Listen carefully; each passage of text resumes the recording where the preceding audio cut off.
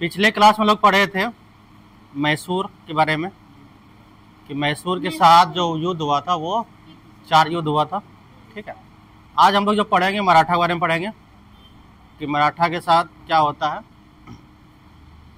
तो मराठा के साथ भी 3 युद्ध होता है। ठीक है, ये आपको याद रखना है। देखो आपका सीटेट में क्या होता है ना, फैक्ट उतना पूछता नहीं है।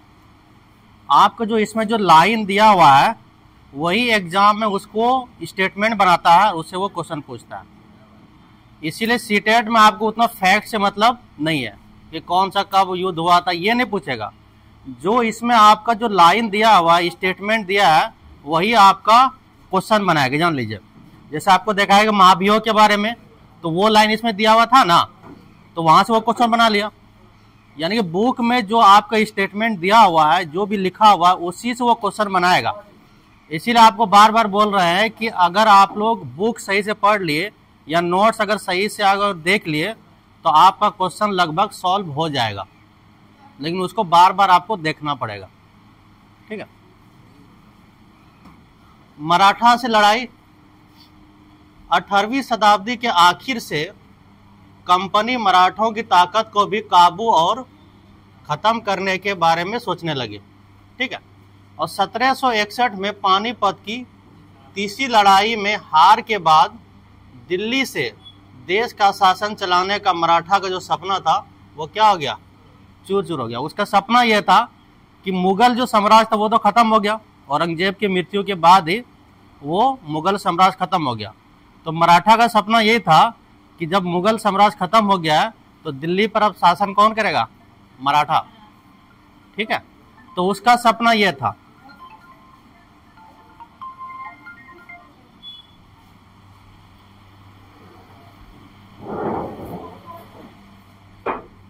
लेकिन 1761 में एक युद्ध होता है जिसको कहा जाता है पानीपत का तीसरा युद्ध। 3 युद्ध हुआ है पानीपत का। ठीक है, तो 1761 में आखिरी युद्ध होता है, यानी तीसरा पानीपत का युद्ध होता है, और वो मराठा और एक अफगानिस्तान का शासक था अहमद शाह अब्दाली। क्या नाम था?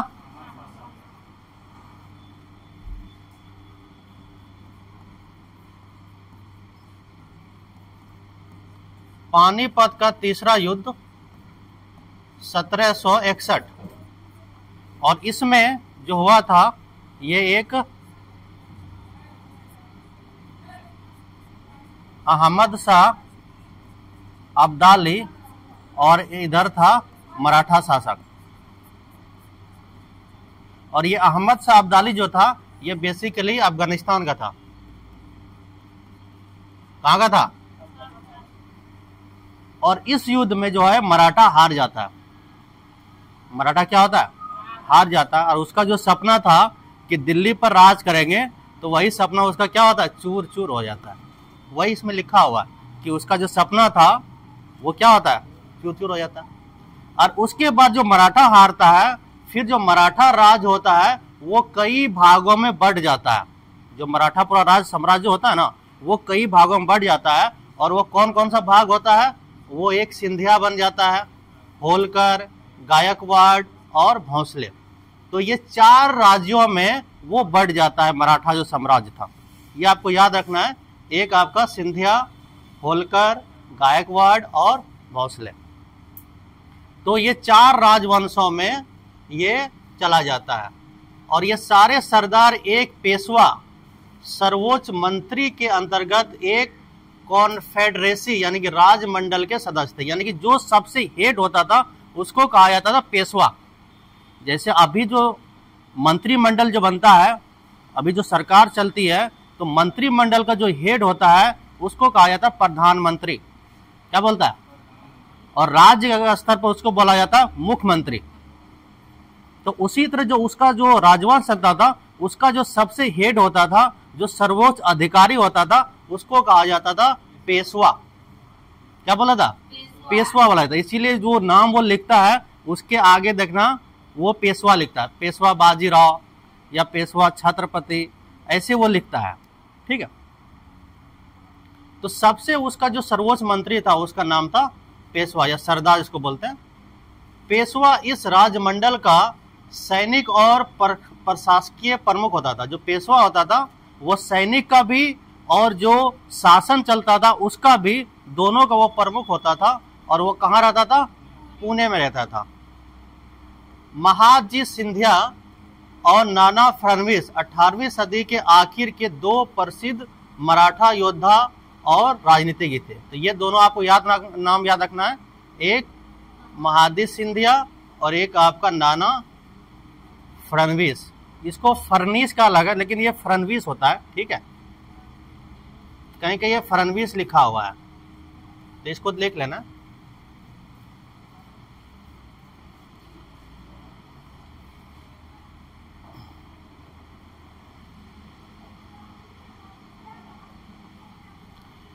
एक के बाद एक कई युद्ध में कंपनी ने मराठों को घुटने टेकने पर मजबूर कर दिया। और पहला युद्ध जो होता है वो 1782 में होता है, और इसमें एक संधि होता है, साल बाई की संधि।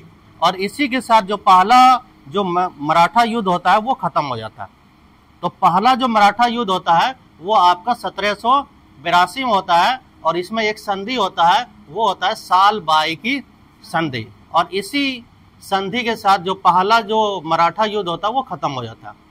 दूसरा जो मराठा युद्ध होता है वो 1803 से लेकर 1805 तक चलता है, ठीक है।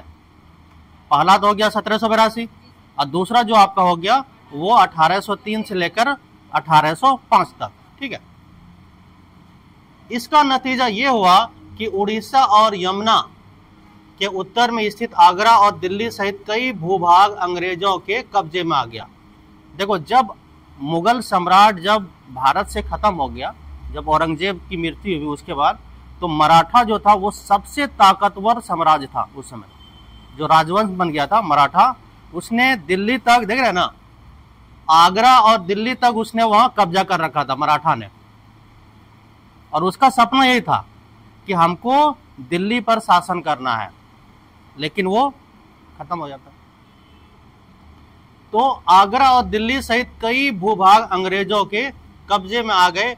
और 1817 से 1819 जो तीसरा आंगर मराठा युद्ध, और इसमें मराठों की ताकत को पूरी तरह क्या किया था? कुचल दिया गया। यानी कि लगभग वो मराठा जो साम्राज्य था, राजवंश था, वो क्या हो गया? आपका समाप्त हो गया। तो ये तीन आपको डेट याद रखना है कि जो पहला अगर मराठा युद्ध की बात करें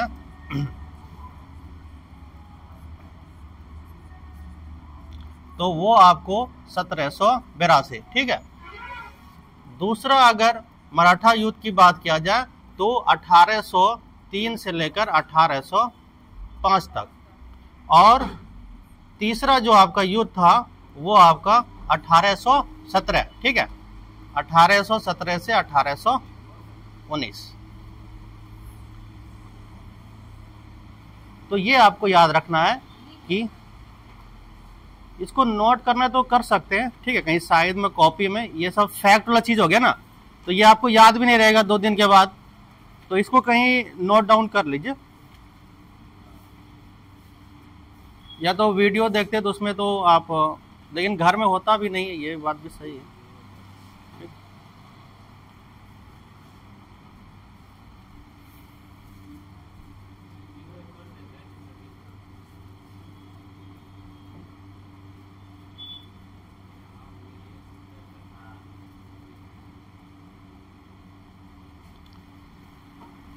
देखो, सोएगा तो फिर कैसे काम चलेगा बताओ?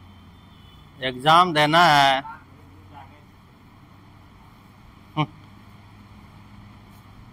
रात में सबका पढ़ाई करने का तरीका अलग अलग होता है।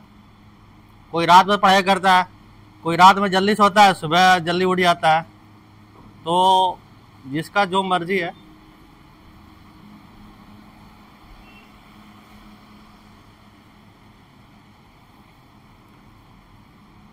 देखो, अभी तक उसका कलम नहीं निकला, बताओ।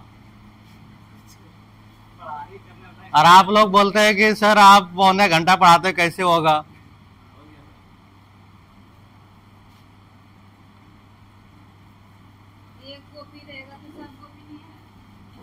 एक रफ कॉपी ले लो, बस उसमें लिख लो, सारा सब्जेक्ट का हो गया।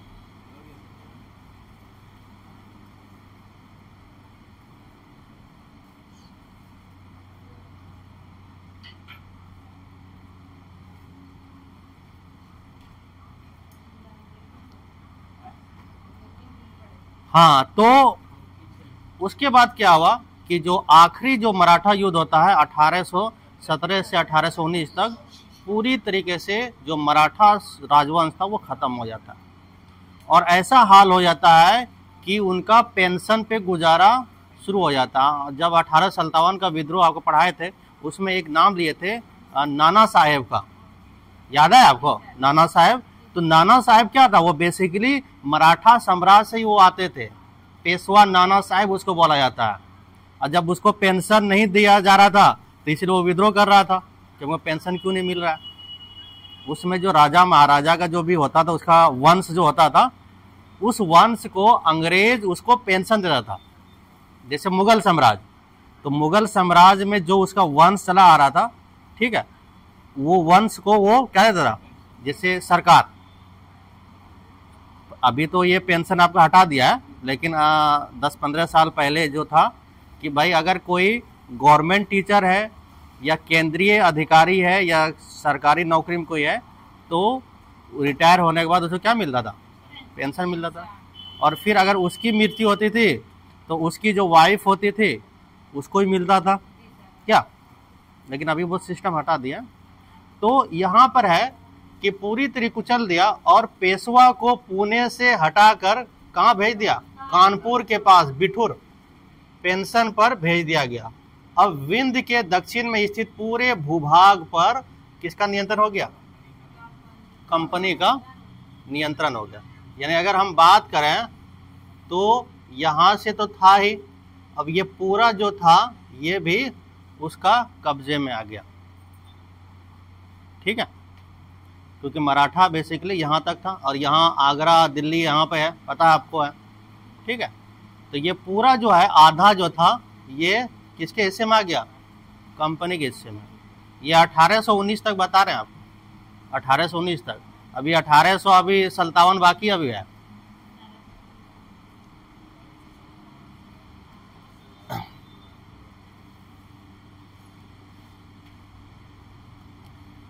सर्वोच्चता का दावा। उपरोक्त विवरण से स्पष्ट है कि 19वीं सदी की शुरुआत में, देखो 19वीं सदी जब बोल रहा है तो इसका मतलब आप समझ रहे हैं क्या है। जैसे 19वीं सदी की शुरुआत, तो इसका मतलब क्या हुआ, अरे वो नहीं कह रहे हैं हम, कह रहे 19वीं सदी जो लिखा तो इसमें कौन सा साल हम लिखें, कौन सा ईस्वी लिखेंगे, वो हम कह रहे हैं। हम सदी नहीं बोल रहे हैं, हम ईस्वी बोले, क्या लिखेंगे, 1605 लिखेंगे कि 1820 लिखेंगे कि 1925 लिखेंगे कि 1901 लिखेंगे कि 1801 लिखेंगे, क्या लिखेंगे? क्या बोले? देखो 19वीं सदी का मतलब ये होता है, देखो अगर ऐसा लिखा रहेगा कि 19वीं सदी से 20वीं सदी, अगर ऐसा लिखा रहा तो इसका मतलब ये होता है कि 1801 से लेकर आपका 1900 तक। जैसे अभी क्या चल रहा है आपका, कौन सदी चल रहा है, 21वीं से चल रहा है ना, तो लिखा हुआ है 21वीं सदी और चल रहा है 2025 है? तो इसका मतलब क्या हो जानते हैं कि 2000 से 2100, सदी का मतलब 100 होता, सदी का मतलब कितना होता है, 100 होता है, ठीक है। तो 21वीं सदी का मतलब ये होता है कि 2001 से लेकर, ठीक है, 2001 से लेकर 2100 तक। तो जैसे यहाँ पे कह रहा है 19वीं सदी की शुरुआत में, तो यानी कि 1801 का बात कर रहा हुआ, बात तो समझे ना। 19वीं सदी का मतलब हुआ 1801 से लेकर 1900 तक। 20वीं सदी बोलेगा तो 1901 से लेकर 2000 तक। 21वीं सदी बोलेगा तो 2001 से लेकर 2100 तक। यानी उसमें 100 का जो 100 वर्ष होता है ना, उसको एक सदी बोला जाता है, ठीक है। या एक शताब्दी भी कहता है, कहीं के शताब्दी भी लिखा रहता है, कहीं के सदी भी लिखा रहता है। तो 19वीं सदी की शुरुआत से कंपनी क्षेत्रीय विस्तार की आक्रामक नीति पर चल रही थी और लॉर्ड हेस्टिंग 1813 से 1823 तक गवर्नर जनरल के नेतृत्व में सर्वोच्चता की एक नई नीति शुरू की गई। कंपनी का दावा था कि उसकी सत्ता सर्वोच्च है और इसीलिए वो भारतीय राज्यों से ऊपर है और वो अपने हितों की रक्षा के लिए भारतीय रियासतों का अधिग्रहण करने या उनके अधिग्रहण की धमकी देने का अधिकार अपने पास मानती थी। और ये सोच बाद में अंग्रेजों की नीतियों में दिखाई देती रही। यानी वो कहता था कि सबसे सुपर पावर, अभी अगर हम 21वीं सदी की बात करें तो कौन सा ऐसा देश है वो कहता सबसे हम सुपर पावर है? कौन सा देश है मतलब? अमेरिका। अमेरिका जो है ये दावा करता है कि सबसे सुपर पावर हम कुछ भी कर सकते हैं, मेरा कोई बिगाड़ नहीं सकता है। उसी समय यही बात उस समय है कि अंग्रेज यही सोचता था। अंग्रेज अपने आप को सबसे सुपर पावर समझता है। सर्वोच्चता का मतलब ये होता है सबसे ऊपर अपने आप को समझना, सही बात को। और इसीलिए आप देखे होंगे कि डलहौजी ने बताया था कि हड़प नीति का सिद्धांत लेकर आया था। नहीं, आपको बताया था ना कि हड़प नीति का सिद्धांत लेकर आया, नहीं, और फिर एक लेकर आया था सहायक संधि। तो ये सारा चीज जो वो लेके आ रहा अंग्रेज, वो क्यों ला रहा है? वो अपने आप को सबसे सर्वोच्च समझ रहा था। क्योंकि आपको पता है कि एशिया और आपका अफ्रीका जितना भी महाद्वीप है वहां पर ज्यादातर जो साम्राज्य था वो आपका किसका था? अंग्रेजों का ही था, ठीक है। लेकिन ये प्रक्रिया बेरोकटोक नहीं चली, यानी कि लगातार नहीं चली। जब अंग्रेजों ने कित्तूर यानी कर्नाटक में छोटे से राज्य को कब्जा में लेने के लिए प्रयास किया तो रानी चेन्नम्मा ने हथियार उठा लिए और अंग्रेजों के खिलाफ आंदोलन छेड़ दिया और 1824 में उन्हें गिरफ्तार किया गया और 1829 में जेल में उनकी मृत्यु हो गई। और चेन्नम्मा के बाद कित्तूर स्थित संगोली के एक गरीब चौकीदार रायन्ना ने यह प्रतिरोध जारी रखा और चौतरफा समर्थन और सहायता से उन्होंने बहुत सारे ब्रिटिश शिविरों और दस्तावेज को नष्ट कर दिया था और आखिरकार उन्हें भी अंग्रेजों ने पकड़कर 1830 में फांसी पर लटका दिया। प्रतिरोध के ऐसे कई दूसरे उदाहरण आप इस किताब में आगे पढ़ेंगे। यानी एक छोटा सा राज्य, वो आपका कहाँ था? कित्तूर, कर्नाटक पड़ता है। वहां की एक जो है, क्या नाम था आपका? रानी चेन्नम्मा। उसने अंग्रेजों के खिलाफ विद्रोह शुरू कर देता है और जब विद्रोह शुरू करता है तो उसको गिरफ्तार किया जाता है 1824 में और उसको 1829 में, ठीक है, जेल में उसकी मृत्यु हो जाती है। और उसके बाद दूसरा जो आता है वो रायन्ना। देखो ये सबसे क्वेश्चन बनाता है एग्जाम में, जान लीजिए आपको। ये छोटा छोटा चीज जो है ना, इसी से वो सीटेट वाला क्या बनाता है? स्टेटमेंट बना देगा कि भाई रानी चेन्नम्मा का मृत्यु कब हुआ था, वो कहाँ से विद्रोह कर रही थी, बस 2 स्टेटमेंट बना दिया, अब लिख देगा पीछे, सही बात को। तो ये सब आपको याद रखना है, इसको लिख देते हैं कहीं पे हम।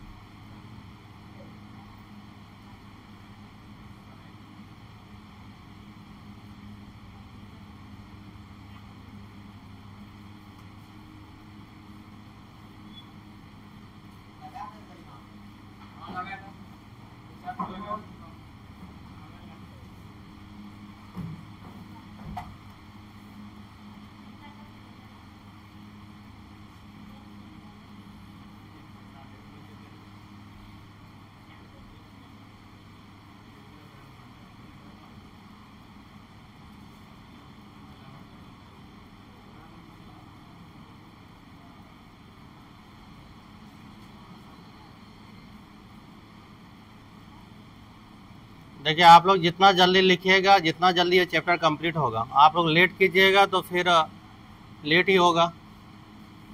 इसमें हम क्या कर सकते बताइए?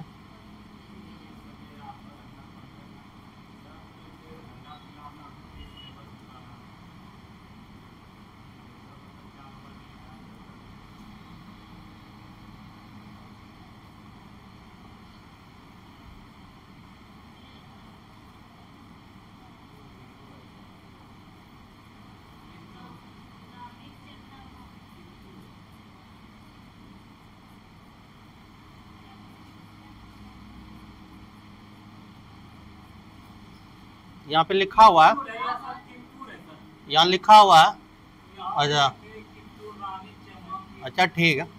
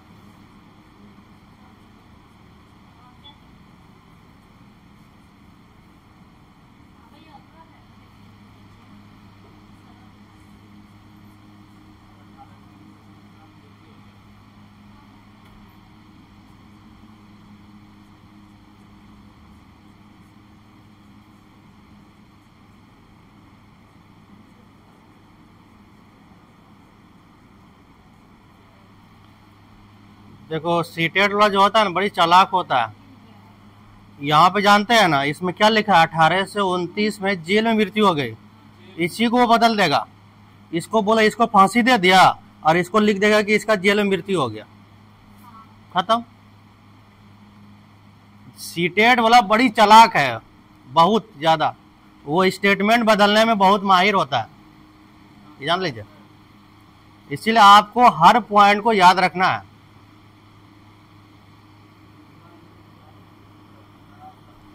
लिखा हुआ यहाँ पे, यहाँ पे देखें।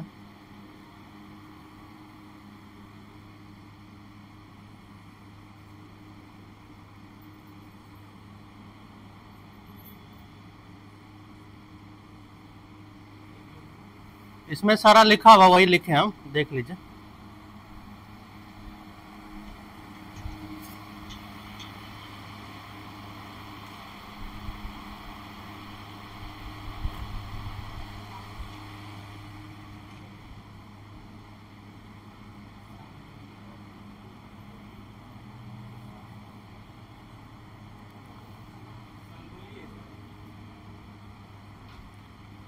ब्रिटिश सवीर और दस्तावेज को नष्ट कर दिया था, और फिर 1830 में उसको फांसी पर लटका दिया गया। ठीक है। तो ये जो रानी चिन्नम्मा जो मरी थी, वो 1829 में जेल में उसकी मृत्यु हुई थी। और चौकीदार जो रैयन्ना था, इसको फांसी दिया गया था। ये आपको याद रखना है कि इसकी जो हुई थी, जेल में मृत्यु हुई थी, और इसको फांसी पर लटकाया था।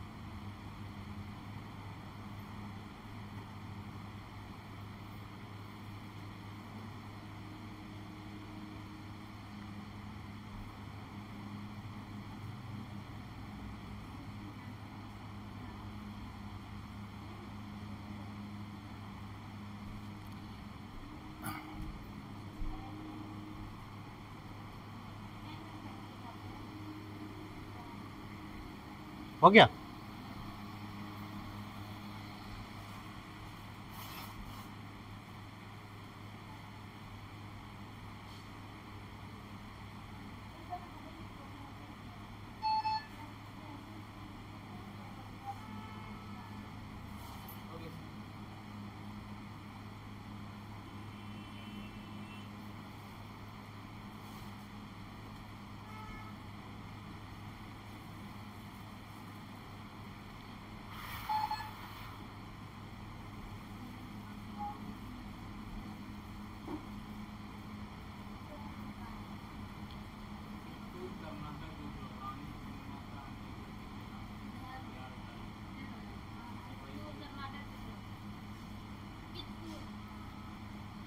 ये कर्नाटक में, फिलहाल ये कर्नाटक में पड़ता था चित्तूर, ठीक है।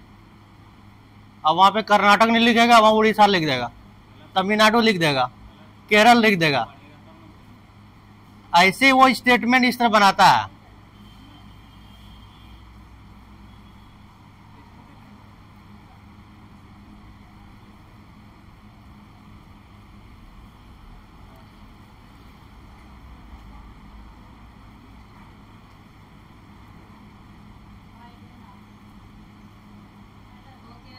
हो गया, ये देख रहे हैं ना, ये देखिए,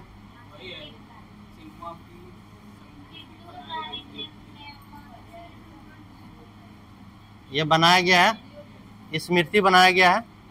ये अभी भी स्मृति, वहाँ पे मूर्ति अभी भी है, देख रहे हैं ना। ये अंग्रेजों के खिलाफ देखो हथियार उठाई है, तलवार उठाई है, ठीक है। तो ऐसा नहीं कि आजाद कराने में महिलाओं का हाथ नहीं था, बहुत बड़ा हाथ है, ठीक है। हल्का फुल्का नहीं था रे। जब भारत छोड़ो आंदोलन शुरू हुआ था 1942 में, तो आपको पता है ना, अगर आप लोग भारत छोड़ो आंदोलन जो पढ़ाए थे उसमें क्या हुआ था, उसमें जितने भी नेता थे, प्रमुख नेता थे, उसको आंदोलन के सुबह ही सबको क्या किया, गिरफ्तार कर लिया था। लो, हम बोले भारत छोड़ो आंदोलन में ये जले,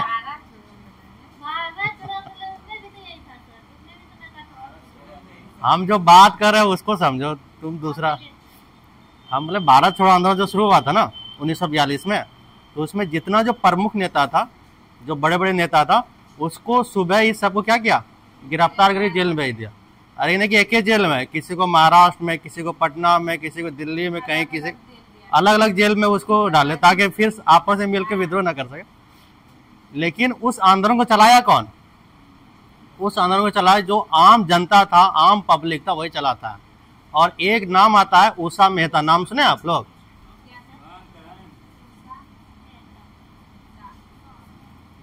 कोई सुना है, बताओ। नाम सुना है ना। ये एक नाम था कांग्रेस रेडियो, रेडियो तो जानते होंगे ना। ये कांग्रेस रेडियो की स्थापना की थी। कांग्रेस रेडियो का मतलब क्या होता है कि उस समय ये रेडियो पर इंफॉर्मेशन देती थी कि भाई यहाँ पर ये हो रहा है, अंग्रेज यहाँ पर आ गया है, ये जमीन, मतलब एक तरह से छुप करके, मतलब ठीक है, ये सबको इंफॉर्मेशन देते थे। उषा मेहता, ये काफी पॉपुलर नेम है। तो ऐसा नहीं कि मतलब भारतीय महिलाओं का योगदान नहीं है, ठीक है, आजाद कराने में बहुत बड़ा योगदान है, ठीक है।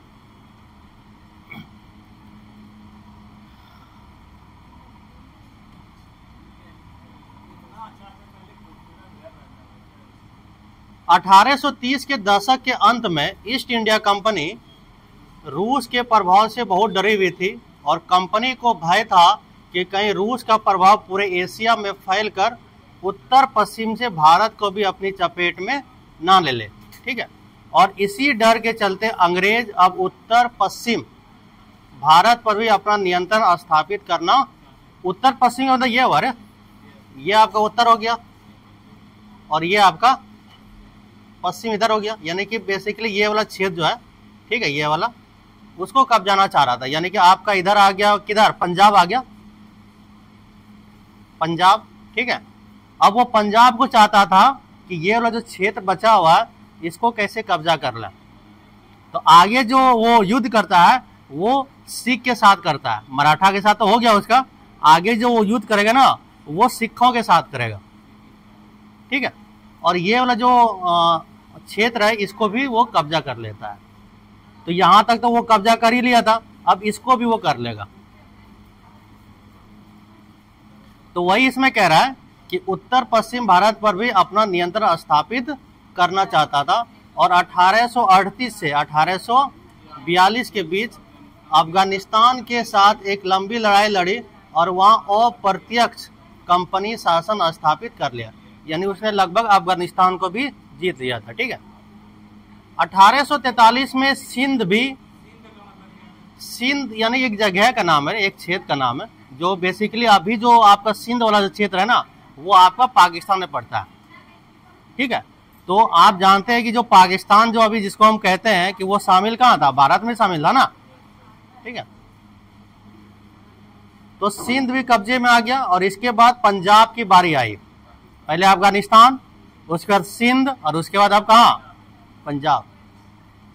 और यहां महाराजा रंजीत सिंह, ठीक है, कंपनी की दाल नहीं गलने दी और 1839 में उनकी मृत्यु के बाद इस रियासत के साथ 2 लंबी लड़ाइयां लड़ी हुई और 1849 में अंग्रेजों ने पंजाब को भी क्या कर लिया, अधिग्रहण कर लिया। तो ये आपको याद रखना है कि सबसे पहले उसने बंगाल को जीता, उसके बाद फिर मैसूर को, उसके बाद मराठा को, उसके बाद अफगानिस्तान को, उसके बाद सिंध को और उसके बाद फिर किसको, पंजाब। अगर आपको ये अगर याद है तो आप आराम से क्वेश्चन को हल कर सकते हैं। ये जो आपको हम बताए ना सीरियल वाइज, ये अगर आपको याद है कि सबसे पहले उसने बंगाल, बंगाल के बाद मैसूर, मैसूर के बाद मराठा, मराठा के बाद अफगानिस्तान,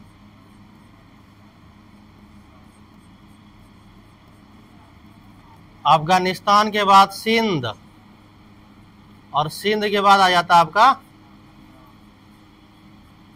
पंजाब। ये चीज अगर आपको याद रहता है तो आपको सीरियल वाइज याद रहेगा कि भाई अंग्रेज ने पहले कहाँ कब्जा किया, फिर कहाँ किया। जब बंगाल गया तो वहां क्या हुआ था। तो बंगाल में 2 चीज होता है भाई, एक पलासी का युद्ध होता है, एक बक्सर का युद्ध होता है। जब मैसूर आएंगे तो वहां पे याद होगा कि 4 युद्ध हुआ था भाई, 2 गो हैदर अली के साथ, 2 गो टीपू सुल्तान के साथ। जब मराठा आएंगे तो वहां 3 युद्ध हुआ था। ऐसे आपको याद रहेगा।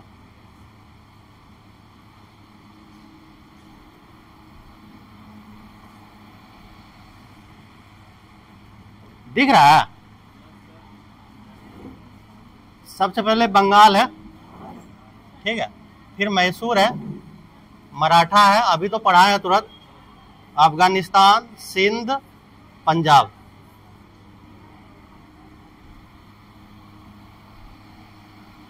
अब जब बंगाल आपको याद रखना है तो वहां पे क्या क्या घटनाक्रम हुआ था।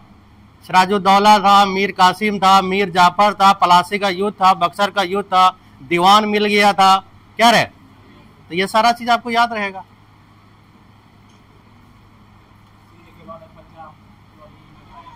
हाँ, सबसे आखिर में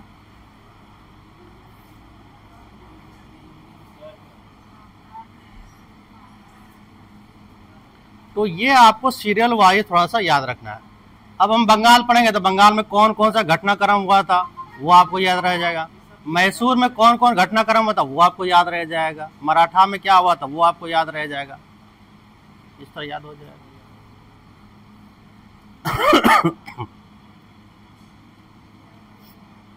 हो गया।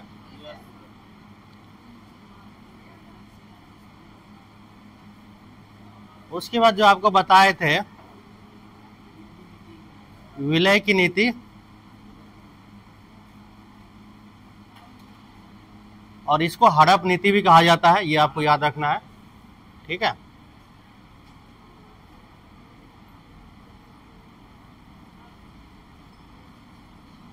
तो अगर विलय नीति या हड़प नीति आएगा तो आपको यहाँ नाम याद रखना है, लॉर्ड डलहौजी, ठीक है।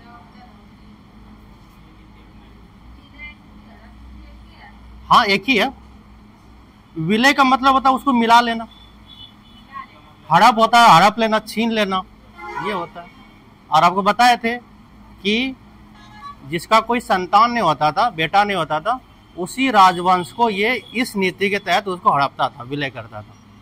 बात तो समझे ना, क्योंकि ये सिद्धांत प्राचीन भारत से चला आ रहा है कि राजा का बेटा ही राजा बनेगा। क्या राजा का बेटी रानी बनेगी।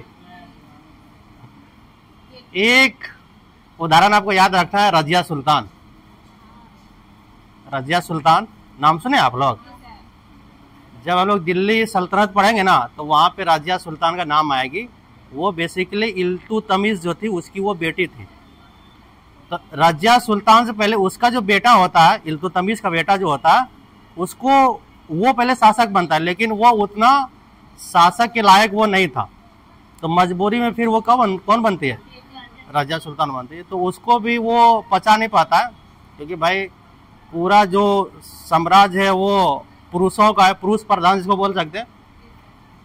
और वो जब आती थी गद्दी पर बैठने के लिए, तो वो कहता था कि मैं जो पुरुष का जो ड्रेस होता है, ठीक है, सलवार सूट कुंभा, वो एक पगड़ी पहनती थी, लगता था बिल्कुल एकदम जेंसी हो, ठीक है, वैसा वो धारण करके आते थे।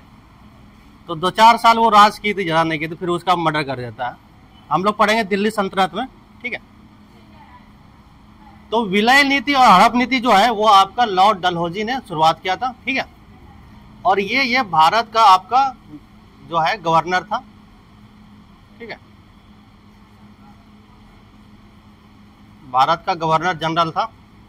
और आपको पता है कि सबसे पहले जो रेलवे का जो विकास किया था भारत में, रेल का जो विकास किया था वो इसी ने किया था, समझ में आपको? तो अधिग्रहण की आखिरी लहर 1848 से 1856 के बीच गवर्नर जनरल बने लॉर्ड डलहौजी के शासन काल में चली। लॉर्ड डलहौजी ने एक नई नीति अपनाई जिसे विलय नीति का नाम दिया गया, और यह सिद्धांत इस तर्क पर आधारित था कि अगर किसी शासक की मृत्यु हो जाती है और उसका कोई पुरुष वारिस नहीं होता, पुरुष वारिस का मतलब उसका कोई बेटा नहीं होता, ठीक है, तो उसकी रियासत को वो क्या ले करता था, ठीक है, यानी कि कंपनी के भूभाग का वो हिस्सा बन जाएगा, यानी कि वो कंपनी के भूभाग में वो यानी शामिल हो जाएगा, ठीक है। और इसी सिद्धांत के आधार पर उसने एक के बाद एक जो रियासत होता है उसको कब्जा करना शुरू कर देता है, हड़पना शुरू कर देता है। तो सबसे पहले नंबर किसका आता है? सतारा का, जब बेसिकली ये महाराष्ट्र क्षेत्र में पड़ता है सतारा, ठीक है। उसके बाद संबलपुर 1850 में, उदयपुर 1852 में, नागपुर 1853 में और झांसी 1854 में, और आखिर में सबसे पहले 1856 में उसने अवध को भी अपने नियंत्रण में ले लिया। तो क्या हो गया रे? 1 2 3 4 5 6, यानी 6 रियासत को उसने इस नीति के तहत कब्जा कर लिया था। तो ये आपको याद रखना है, इसको आप लिख सकते हैं विलय नीति, ठीक है, इसको लिखवा दें।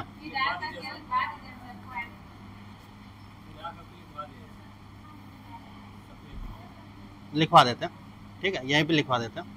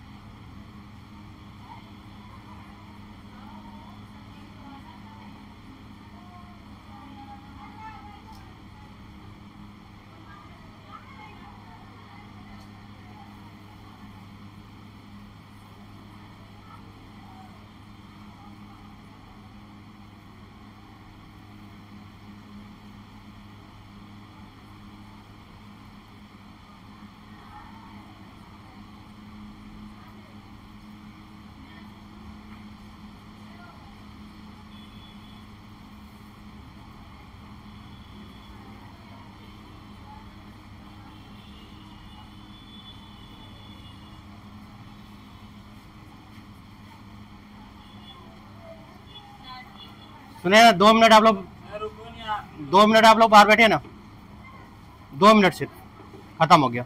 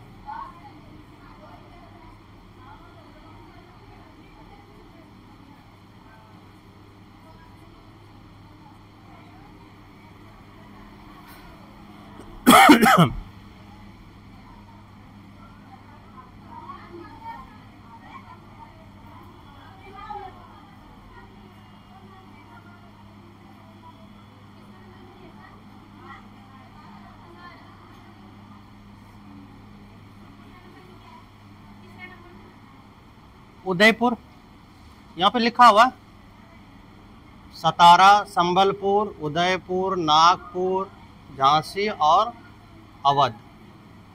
ठीक है,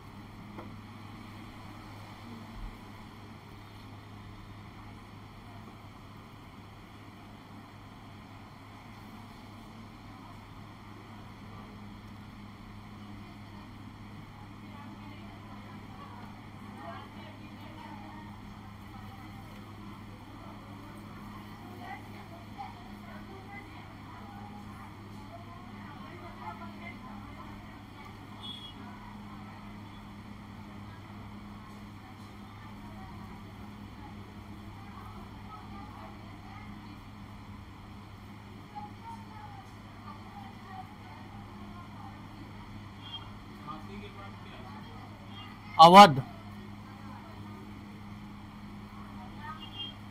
अवध है 1856 में, उस पर कुशासन का आरोप लगाया गया था,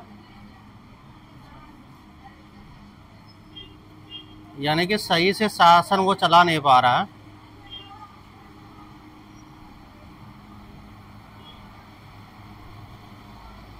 तुम्हारा पेपर 2 है, 1 है? अच्छा,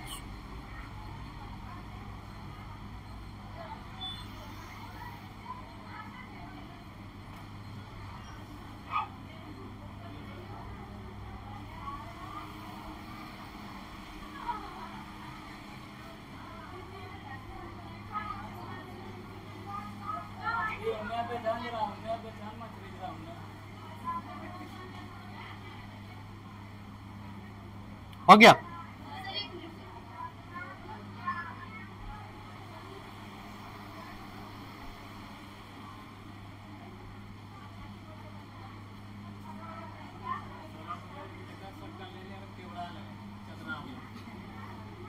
हाँ, वो सही रहेगा, वो सही रहेगा।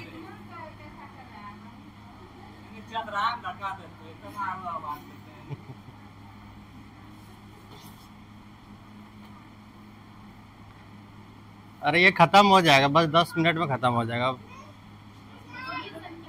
अभी टाइम है, अभी सर भी लगता नहीं आया है।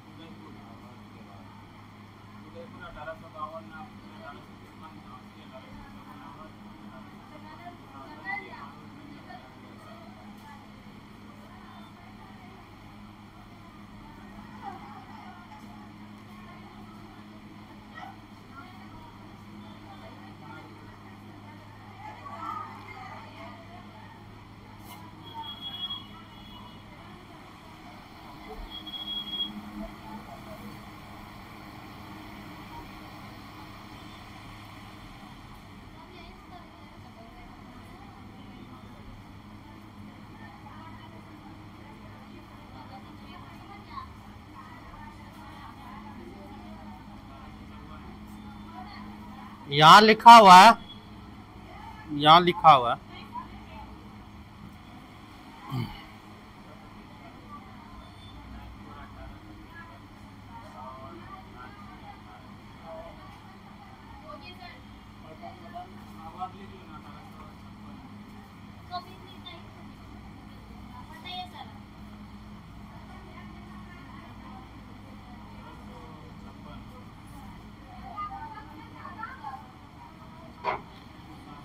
आखिरकार 1856 में कंपनी ने अवध को भी अपने नियंत्रण में ले लिया।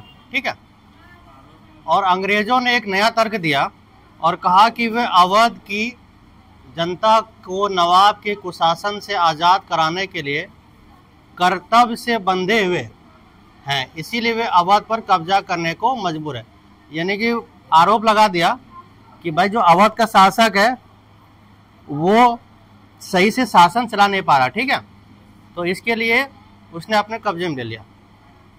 अपने पीर नवाब को जिस तरह से गद्दी से हटाया गया उसे देखकर लोगों में गुस्सा भड़क उठा और अवध के लोग भी 1857 के महान विद्रोह में शामिल हो गए। जो फिर 1857 का जो विद्रोह होता है, जिसमें झांसी भी शामिल होता है, अवध भी शामिल होता है, जगदीशपुर का जो एक महाराजा होता है बिहार का, वो भी शामिल होता है। ठीक है,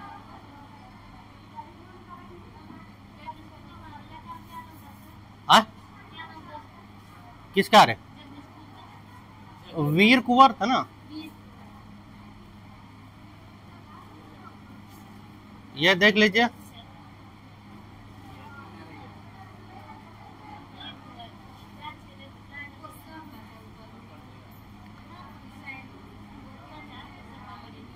ये अलग अलग दिखाया है, नक्शा दिखाया है कि 1700 जो 97 वहाँ पर कैसा था, भारत में तो अंग्रेज का कब्जा कहाँ कहाँ था।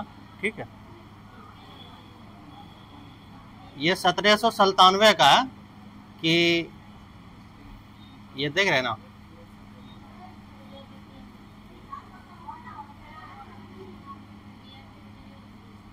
ये आपका जो भारत है ना, ये 1797, यानी कि ये वाला जो आप देख रहे हैं ना, ये पूरा भारत का ही था।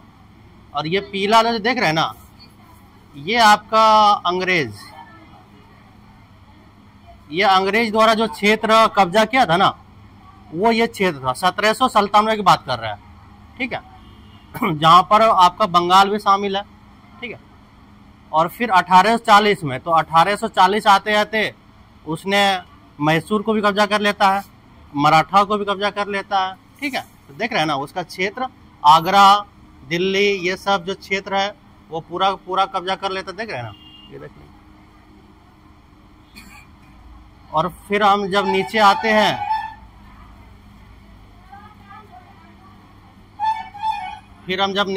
हैं, तो ये आपका 1857 का है। यानी कि उसने ये जो पंजाब का क्षेत्र है, ये अफगानिस्तान सिंध वाला जो क्षेत्र है, इसको भी कब्जा कर लेता। ये देख रहे हैं ना पूरा।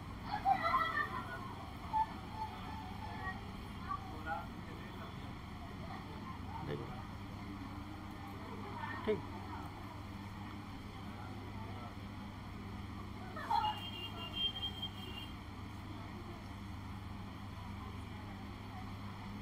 नए शासन की स्थापना, गवर्नर जनरल वारेन हेस्टिंग 1773 से 1785 उन बहुत सारे महत्वपूर्ण व्यक्तियों में से था जिन्होंने कंपनी की ताकत फैलाने में अहम भूमिका अदा की थी। ठीक है, वारेन हेस्टिंग के समय आते आते कंपनी न केवल बंगाल बल्कि बम्बई और मद्रास में भी सत्ता हासिल कर चुकी थी और ब्रिटिश इलाके मोटे तौर पर प्रशासकीय इकाइयों में बटे हुए थे जिन्हें प्रेसिडेंसी कहा जाता था।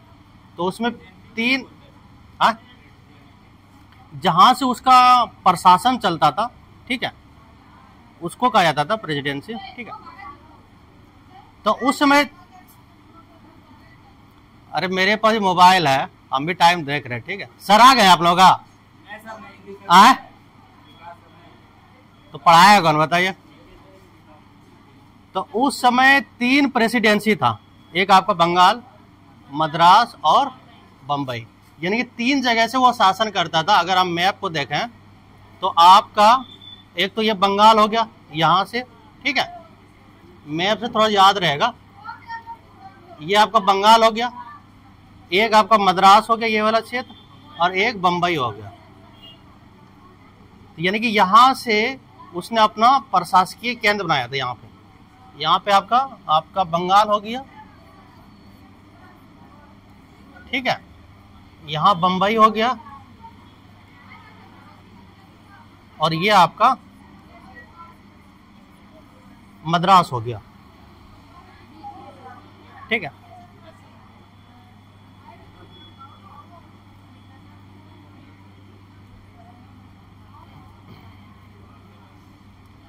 तो 3 प्रेसिडेंसी था, एक आपका बंगाल, मद्रास और बम्बई। हर एक का शासन गवर्नर के पास था, यानी कि उसका जो शासन करता था वो गवर्नर के पास था, और सबसे ऊपर होता था गवर्नर जनरल, जो उसमें कौन था? वारेन हेस्टिंग था। उसमें जो गवर्नर जनरल था वो वारेन हेस्टिंग था। ठीक है,